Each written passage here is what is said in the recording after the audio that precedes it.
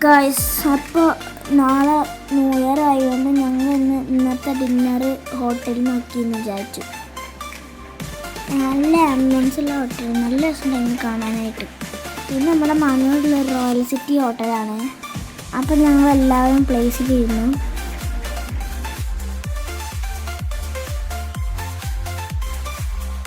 സ്റ്റാർട്ടറായിട്ട് നമുക്ക് fruit salad കിട്ടി. ഞാൻ ഓർഡർ ചെയ്ത കുഴിമന്തി ആയിരുന്നു.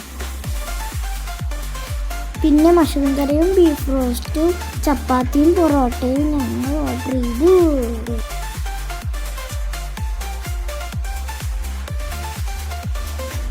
സൂപ്പർ ടേസ്റ്റ് ആയിരുന്നു എല്ലാതും.